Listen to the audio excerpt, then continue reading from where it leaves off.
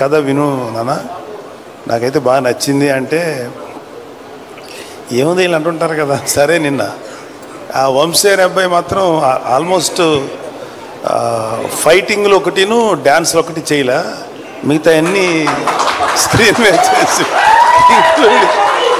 Including heroine క్యారెక్టర్తో చేసి చూపించాడు.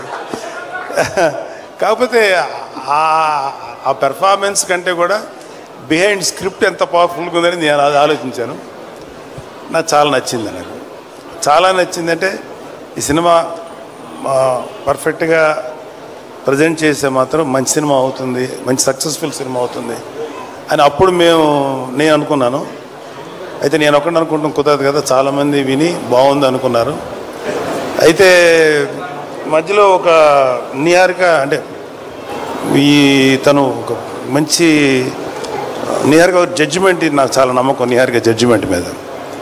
చాలా బాగా జడ్జ్ చేస్తుంది, ఎక్సెప్ట్ హర్ ఫస్ట్ ఫిలిం, మిగతా అన్నీ పర్ఫెక్ట్గా జడ్జ్ చేసింది. అది సినిమాలో యాక్టింగ్ కానీ లేకపోతే ఎస్పెషల్లీ ఈ ఓటీటీ ప్లాట్ఫామ్స్. సరే తనేమందంటే కొంచెం మరి ఆ కమర్షియల్ థింకింగ్ ఉంటుంది కదా, తనేమందంటే ఒక 2-3 నోన్ ఆర్టిస్టులతోటి, అందరూ న్యూ ఫేసెస్ కదా, నోన్ ఆర్టిస్టులతో చేస్తే బాగుంటుంది అని నిహారిక అంది. నాకేమనిపించింది అంటే వాళ్ళు చెప్పినప్పుడు అందరూ కుర్రోళ్ళు ఫ్రెష్గా ఉన్నారు కదా, మళ్ళీ వీళ్ళ మధ్యలో ఒక నోన్ ఆర్టిస్ట్ ఏంటి ఏదో నాకు అనిపించింది. బట్ నిహారిక ఆర్గ్యుమెంట్ ప్రకారం చూసుకుంటే అది ప్రొడ్యూసర్గా అది రైటే, కానీ నేను ఒక సినిమా చూసే వ్యక్తిగా ఇలా కొత్త కుర్రోళ్ళతోటి ఫ్రెష్గా, అంతకుముందు వాళ్ళ మీద ఎటువంటి ఇమేజ్ లేకుండా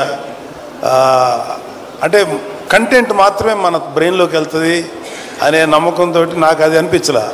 నేను అక్కడ డిఫర్ అయ్యాను నిహారికతోటి. బట్ అల్టిమేట్గా డైరెక్టర్ అనుకునేది చేశాడు. నేను ఇప్పుడు ఇందాక దిగి లోపలికి వచ్చే ముందు జనరల్గా నేను చుట్టుపక్కల యాంబియన్స్ ఏదో పెద్ద ఆలోచించను, కానీ అక్కడ ఈ పోస్టర్స్ 2 చూసిన తర్వాత చాలా బాగా అనిపించింది. నాకు చాలా ఫ్రెష్గా చాలా బాగుంది అనిపించింది.